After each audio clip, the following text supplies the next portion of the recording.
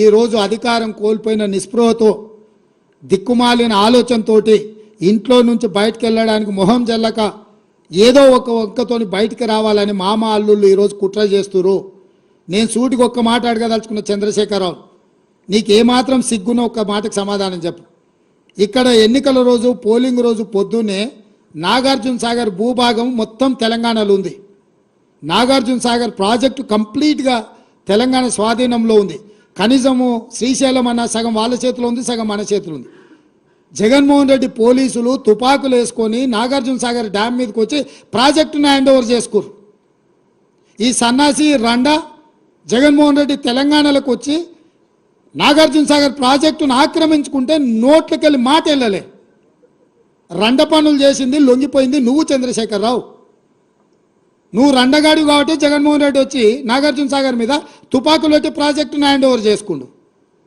అదే కాంగ్రెస్ అధికారంలో ఉన్నప్పుడు వచ్చి చూడమను, ఇవాళ రమ్మను, వచ్చి నాగార్జున సాగర్ మీదకి రమ్మను జగన్మోహన్ రెడ్డిని. నువ్వు రండగాడివి, జగన్మోహన్ రెడ్డికి ప్రాజెక్టును తాకట్టు పెట్టి తుపాకులు తీసుకొని వచ్చి నాగార్జున సాగర్ డ్యామ్ను ఆక్రమించుకుంటే పల్లెత్తు మాట మాట్లాడలేదు. నువ్వు పోయి కేంద్ర ప్రభుత్వానికి ప్రాజెక్టులను హ్యాండ్ ఓవర్ చేయడానికి నిధులను కేటాయించినోడు నువ్వు వచ్చి మమ్మల్ని బదనాం చేస్తావా, మా మీద మాట్లాడతావా?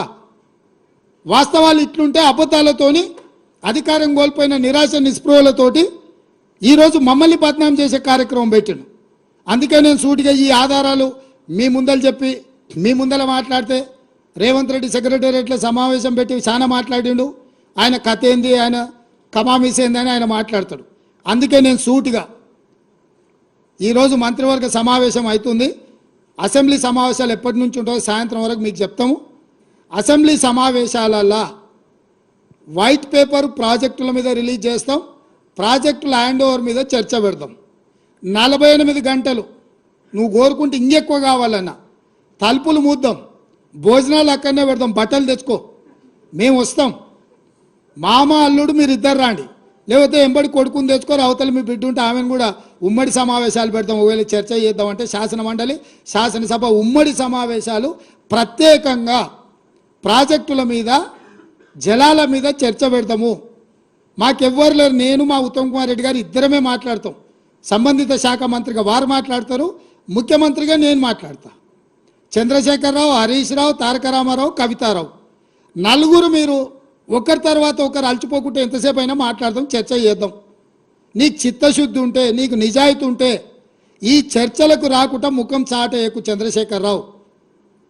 నీకు నిజంగానే నిజాయితీ ఉంటే నీ 10 ఏళ్ల పరిపాలనలో తెలంగాణ ప్రాంతాన్ని, ఎడారిగా ఉన్న తెలంగాణ ప్రాంతాన్ని సస్యశ్యామలం చేయడానికి, పచ్చని పైర్లు పంటలు పండడానికి నువ్వు కృషి చేస్తే పూర్తిగా నదీ జలాల మీద, సాగునీటి ప్రాజెక్టుల మీద చర్చ చేద్దాము.